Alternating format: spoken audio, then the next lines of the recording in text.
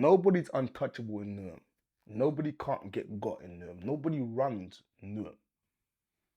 I think what I could do, yeah, is I could turn around and say, based on the fact, since I was 16, nobody's had me in Newham.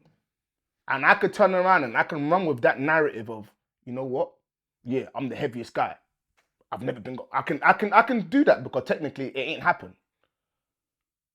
But the disrespectful part, and this is what I'm saying when you say respect the game.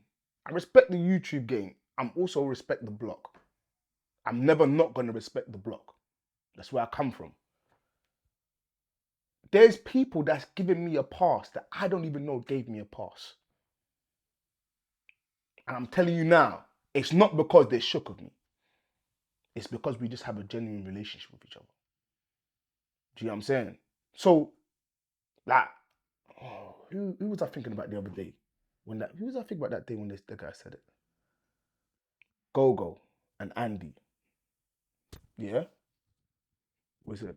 Oh, it's you. Well, I thought you were talking about me. You just signaled to me. Gogo and Andy, yeah? So there was a time, yeah, we was in Andy's house, yeah?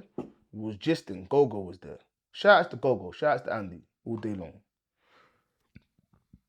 And Gogo, yeah, to his credit, he's a big Igbo. He's a tough youth. He's a good football player as well. When he was younger, he was a decent striker. He used to bang goals, you know. But he's Rodney's next door neighbor. You see what I'm saying, Los? He's next door to Rodney. He weren't with us. Although he lived on block, he weren't with us. Now, respectfully to Gogo, in his own like social groups as far as St. Bonds and his age mates and whatever he's doing, he might have been King Kong. Respectfully. But based on block, bro, you was nothing. Now, that's not to say that he couldn't come and have up guys on block. I'm sure he probably was strong enough to have up guys on block. But you didn't want that kind of smoke with no one on block because we've been every single day. You know what I'm saying? It's not one fight you win. No. And also, it's not always a fight in the way that you want it to be a fight. Yeah? So, he was so on this idea that, no, nobody could move to him in ends, that he was missing the part where he was being disrespectful. And rightly so, he can turn around and say no one can move to you in ends. But what is the reason behind that? Do you think that nobody ever thought to put you in situations or do anything? You think people didn't speak for you without you knowing? What did you think? That you just walked around here and you were just blessed here and people just thought, yeah, he's just calm? You was given a pass and you don't even realize you was given a pass.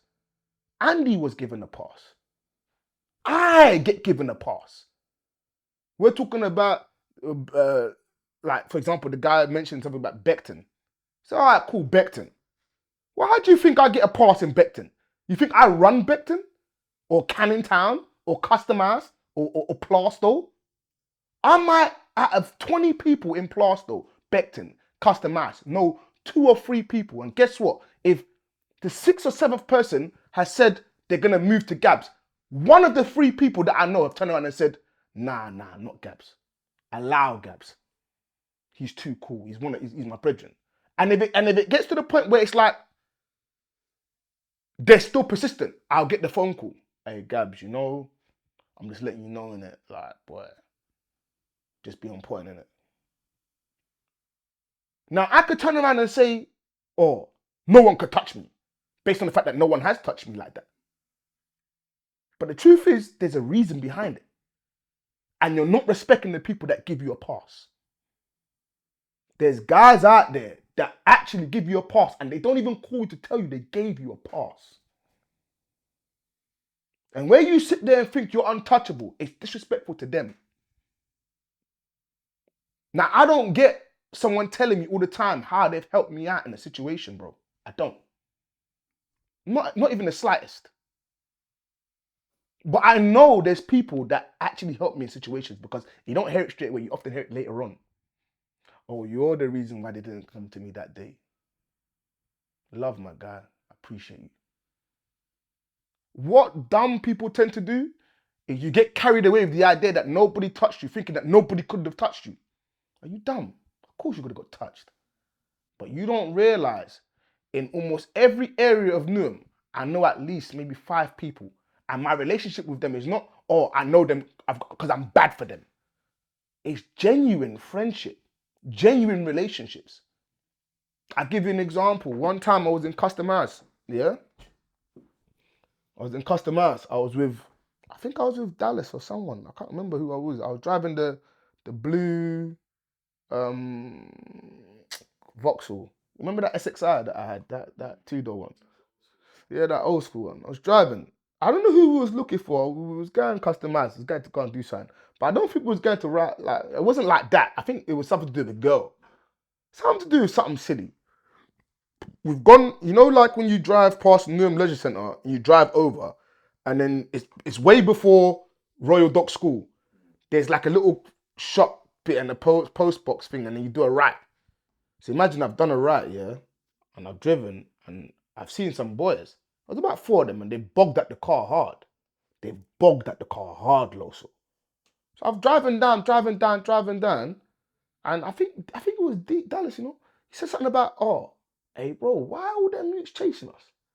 Must have looked in my mirror, look back, bare them, 3 or 4 turned into like 15, 18.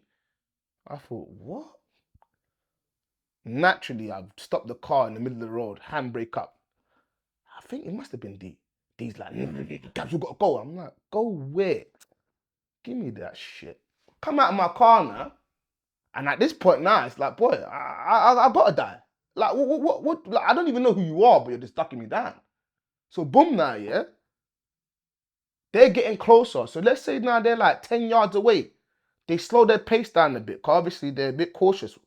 One guy's just standing at the car, you know what I mean? And to be honest with you, I didn't actually have anything heavy. You know what I'm saying? Maybe a little bow or something like that. So boom, they've come now. As they've got closer, I don't want to say his name, but he knows who he is.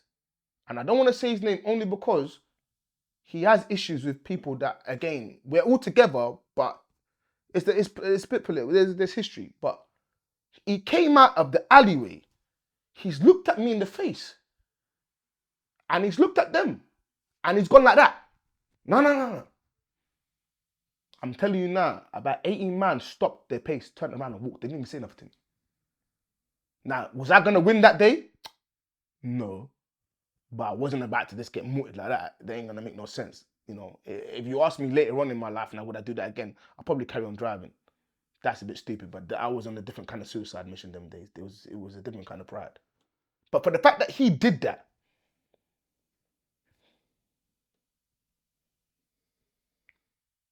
would the story be now I was untouchable? He gave me a pass.